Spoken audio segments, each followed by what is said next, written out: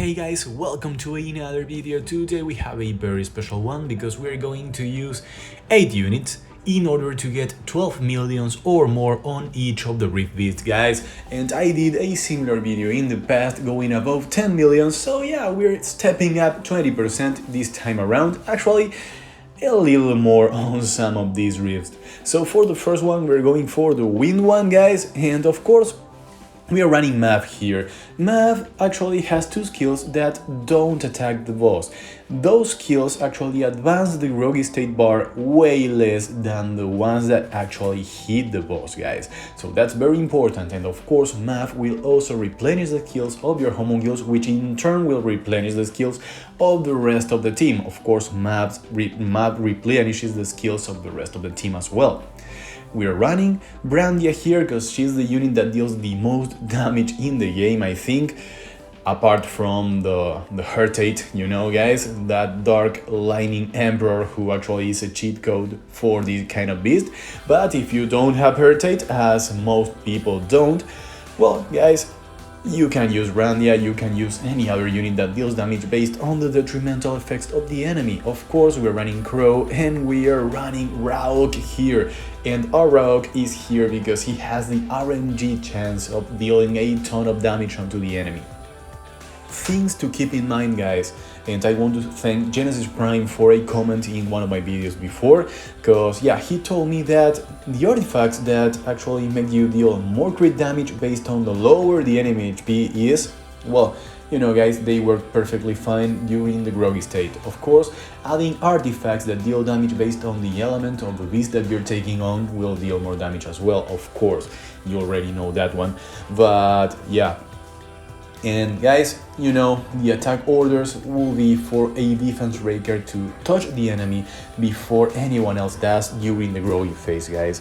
And that's what you have to keep in mind here. That's one of the most important things for your runs to be successful and for your record to go up and up and up, guys. Of course, it's hard, and for the first round of attacks, guys, I recommend you don't use the third skill of your vampire, because that way you will not have attack buff during the second round of attacks during the groggy state. You should use your third skill on the dark vampire only once you actually are sure that you will kill the first wave, the first phase of the boss during that turn. So I do that on the second round of attacks, the second time my Dark Vampire attacks. Of course, you should try to give your units as much damage as possible, and I gave 5 runes to my Dark Homunculus and to Mav. Of course, if I could give them more damage with those 5 sets, well, that will be even better. If I could give a 5 set with crit damage and attack with attack, crit damage, attack, it will be amazing, but yeah, I didn't do this with getting record times on my mind. I wanted to know how easy it is to go above 12 million on each of these beasts with only 8 units, guys, and without focusing too much on the runes and artifacts that you give them. However, guys, if you're trying to show off on your guild and to be number 1 on the beast on your guild, and you want that lovely sign to pop up as it did right here where I got rank 69 in the light beast, well, if you want that pop up to show your guildies that you are actually number 1 in said dungeon, well, guys, go for it, and you don't need to go 16 million for that. You probably, with the 12 million basis, well, you are probably good with that if you are not in a G3 guild, or if there aren't any, you know, beast nerds on your guild. So yeah, guys, that's pretty much it. And of course, the Dark Beast uses the exact same team as the light one.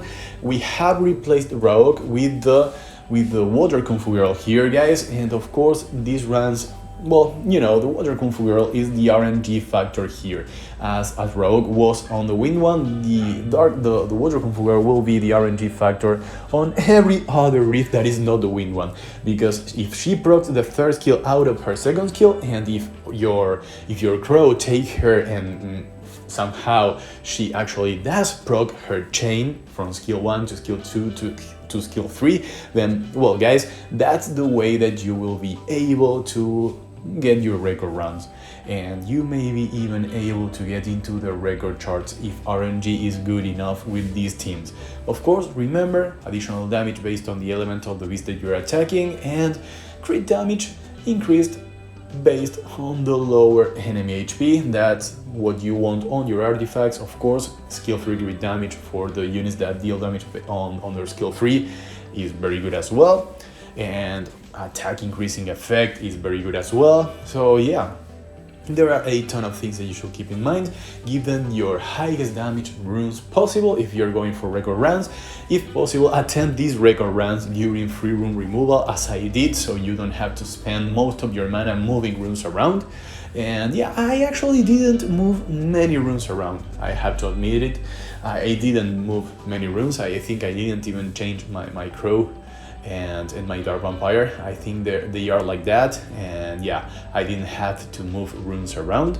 But yeah, all in all, guys, I had to give fight sets to my dark homunculus, who is usually on violent runes because of TOA hell. But yeah, apart from that, not much to tell you guys. You have seen the runs, you know how it works, you know you have to use the skills that don't attack the enemies when your low damage units are attacking. So prioritize skill 2 and 3 of Mav. Make sure that he has them available once you enter the growth state, because you want your Mav to use those. You don't want him to use the first skill so that he doesn't move up the growth state bar from the boss.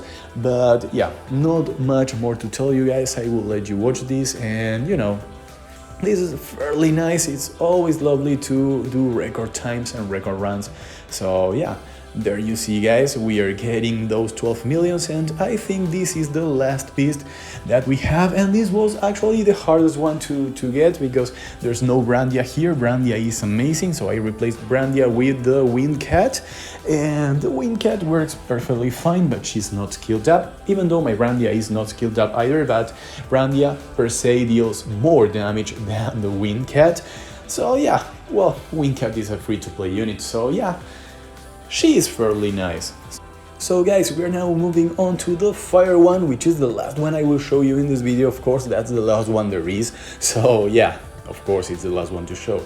And yeah, I show the runes again, guys. I left the timestamps in the description of the video, so if you want to move on to a particular beast, you can do so. And the fire one will be one of the easy ones, of course. And for this one in particular, guys, there is a chance for you to actually fail the run, so keep one thing in mind.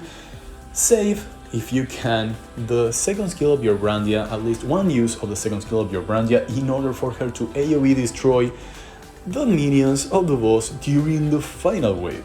Because you don't want those 15 million or those 13 million or those 12 million points to go into an A+ clear.